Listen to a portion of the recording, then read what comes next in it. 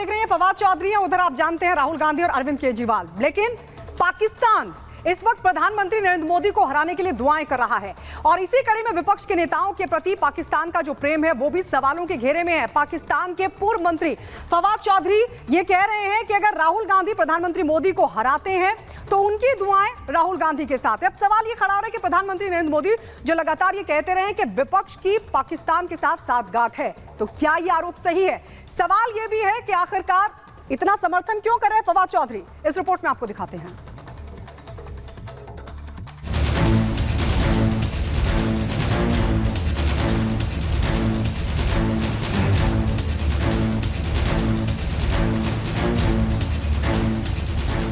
TV पर, radio पर, internet पर इन दिनों कांग्रेस का विज्ञापन खूब दिखाई सुनाई दे रहा है।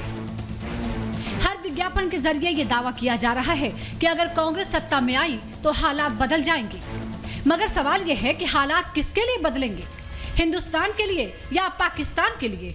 ये सवाल इसलिए क्योंकि देश में मौजूदा सरकार को सत्ता से बेदखल करने की जो बेताबी कांग्रेस और विपक्षी दलों में है, पीएम मोदी को कुर्सी से उतारने की उससे कहीं ज्यादा बेचैनी पाकिस्तान में है और वो इस बेताबी में दिन रात विपक्ष की जीत की दुआ कर रहे हैं। बीते रोज भी इसी कड़ी में पाकिस्तान के पूर्व मंत्री फवाद चौधरी ने एक बार फिर सोशल मीडिया एक्स पर पोस्ट किया, जो फिर से वायरल हो गया। सोशल मीडिया पर किए गए इस पोस्ट में पाकिस्तान के पूर्व मंत्री फवाद चौधरी ने लिखा है, पाकिस्तान के साथ अच्छे रिश्ते रखने में भारतीय वोटर का फायदा है। भारत को एक प्रगतिशील देश के रूप में आगे बढ़ना चाहिए, इसलिए नरेंद्र मोदी और उनकी उग्र विचारधारा को हराना होगा। जो कोई भी उन्हें हराएगा, चाहे वो राहुल जी हो, केजरीवाल जी हो या ममता बनर्जी हो, उन्हें मेरी शुभकामनाएं। जिस देश की 90% आबादी के पास 2 वक्त की रोटी तो दूर, फाकने को चने तक न हो, उस देश के पूर्व मंत्री को अपने देश की फिक्र छोड़कर भारत के लोकसभा चुनाव पर नजर रखना कई सवाल खड़े करता है। खास तौर पर जम्मू कश्मीर से अनुच्छेद 370 हटाने के बाद पाकिस्तान की बेचैनी पूरी दुनिया ने देखी है।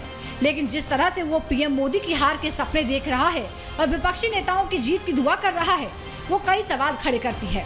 और यही वजह है कि पीएम से लेकर बीजेपी के तमाम लीडर विपक्ष की मंशा पर सवाल खड़े करते हैं। वो कांग्रेस पर पाकिस्तान से साठगांठ का खुला आरोप लगाते हैं। कांग्रेस के लिए अब पाकिस्तानी नेता दुआ कर रहे हैं। शहजादे को प्रधानमंत्री बनाने के लिए पाकिस्तान उतावला है। देश के दुश्मनों को आज भारत में मजबूत सरकार नहीं चाहिए, उनको कमजोर सरकार चाहिए।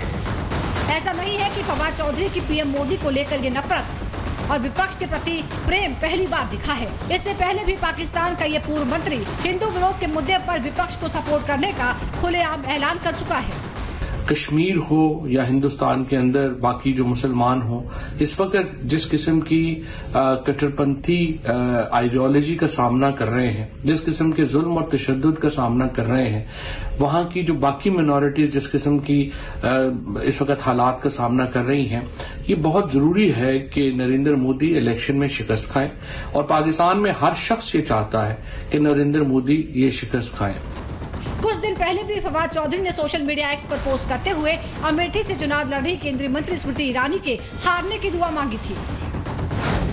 उसने सोशल मीडिया पोस्ट पर लिखा था, उम्मीद है अमेठी की जनता नफरत फैलाने वाली स्मृति ईरानी को हराएगी। कुल मिलाकर पाकिस्तान की बेचैनी देखें तो इस साफ दिखता है कि वो किसी भी सूरत में नहीं चाहता कि भारत में एक बार फिर से राष्ट्रवादी सरकार बने। वहीं इतिहास के चश्मे से पाकिस्तान की इस बेचैनी को देखें तो ये बात किसी से छिपी नहीं है कि यूपीए सरकार के शासनकाल में आतंकवाद चरम पर था। आतंकवाद देश के लिए नासूर बन गया था और पाकिस्तान पूरी दुनिया में घूम घूम कर भारत पर उंगलियां उठाता था। लेकिन जैसे ही पीएम मोदी ने कमान संभाली, देश की मजबूत इंटरनेशनल पॉलिसी के दम पर पाकिस्तान पूरी दुनिया में अकेला पड़ गया। यही वजह है कि वो भारत में सत्ता बदलते देखना चाहता है, जिसे लेकर बीजेपी लगातार सवाल उठा रही है। ये पाकिस्तान का राग अलाप रहे ना, इन कांग्रेसियों से पूछिए कि जिसको पाकिस्तान से प्यार है वो पाकिस्तान में जाए, लेकिन हिंदुस्तान में मोदी जी के नेतृत्व में